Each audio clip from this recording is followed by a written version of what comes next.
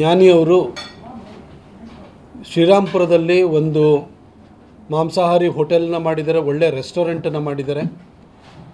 ಇದು 3 ದಿನದ ಹಿಂದೆ ಇದು ಉದ್ಘಾಟನೆ ಸಮಾರಂಭಕ್ಕೆ ಬರಬೇಕಿತ್ತು, ಆದರೆ ನಾನು ಊರಿನಲ್ಲಿರೋ ಕಾರಣಕ್ಕೋಸ್ಕರ ಬರಲಿಕ್ಕಾಗಿರಲಿಲ್ಲ.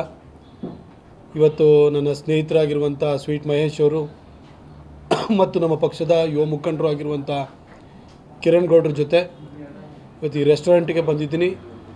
ದಿ ಲಯನ್ ಅಂತ ರೆಸ್ಟೋರೆಂಟನ್ನು ಮಾಡಿದ್ದಾರೆ.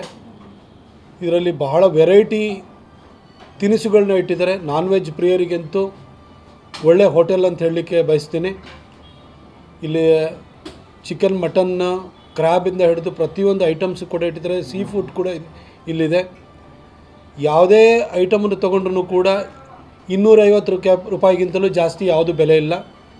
ಜನಕ್ಕೆ ಕೈಗೆಟುಕುವ ಬೆಲೆಯಲ್ಲಿ ಒಳ್ಳೆಯ ಒಂದು ರೆಸ್ಟೋರೆಂಟನ್ನು, ನಾನ್ ವೆಜ್ ರೆಸ್ಟೋರೆಂಟನ್ನು ಜ್ಞಾನಿಯವರು ತೆರೆದಿದ್ದಾರೆ. ಅವರಿಗೆ ತಾಯಿ ಚಾಮುಂಡೇಶ್ವರಿ ಇನ್ನೂ ಇಂಥ 10 ಹೋಟೆಲ್ಗಳನ್ನ ಮಾಡುವಷ್ಟು ಶಕ್ತಿಯನ್ನು ಕೊಡಲಿ.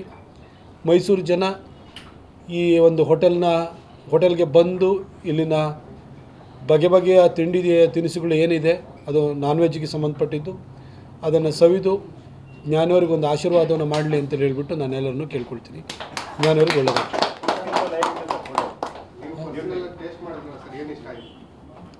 ನನಗೆ ಇಲ್ಲಿ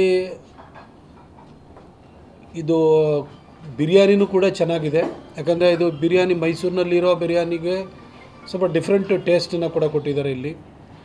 ಹಾಗೆ ಸೀ ಫಿಶ್ ಇತ್ತು, ಪ್ಯಾಂಫ್ರೆಟ್ ಇತ್ತು, ಅದನ್ನು ಕೂಡ ಬೇರೆ ರೀತಿ ಮಾಡಿದ್ದಾರೆ ಇವರು.